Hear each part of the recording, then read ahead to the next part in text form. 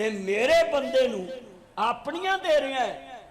तू बंदा होके, दोस्ती होके, डाकू होके, लटेरा होके, सुनो इज्जत दा डाकू होके ते मेरे बंदे ते रहम नहीं, तेनू दिल च रहम आया ते अपनी रोटी तू उन्होंने दिती ते खुद तू भुख बर्दाश्त कर रहा है। हालां शाम तक रोटी ना लभे, शुगर लो हो जाती है, बंदे दा ब्लड लो हो जाता है, जिसम च पानी की कमी हो जाती है, रोटी टाइम ना खाइए शुगर हाई हो जाती, लो हो जाती। ते लिहाजा यार बंदा कुर्बानी दे रहा है तो उन्होंने पता जिन्हें रोटी खानी है, रोटी अपनी उन्होंने दे के ते कह रहा जनाब रख कोल।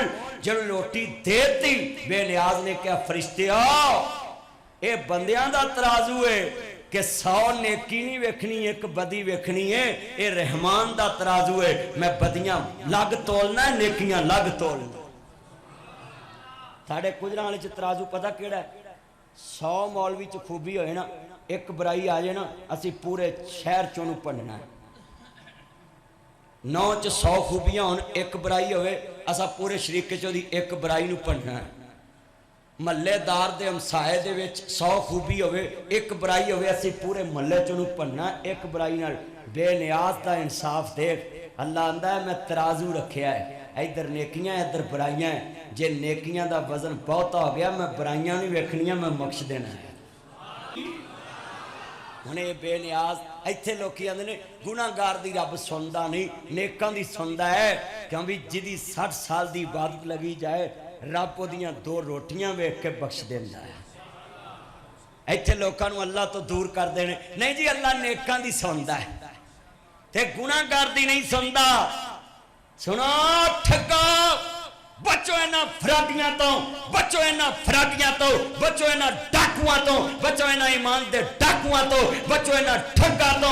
मैं लिख के गल दे सकदा है और चलिया नेकां दी ते रब सुनदा ही सुनदा है, गुनाहगारां दी रब बहुत नेड़े होके सुनदा है।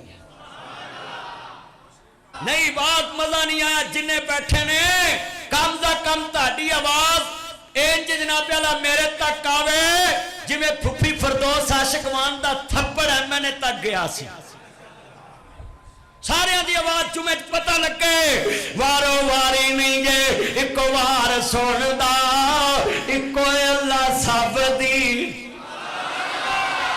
अल्लाह जेड़े बोले ने इन्हां दी सुन ले, मौला नेक दिली मुरादा पूरियां कर दे। और एक और बड़ा स्यापा है, टोकन लेना पैंदा, लैन च लगना पैंदा है।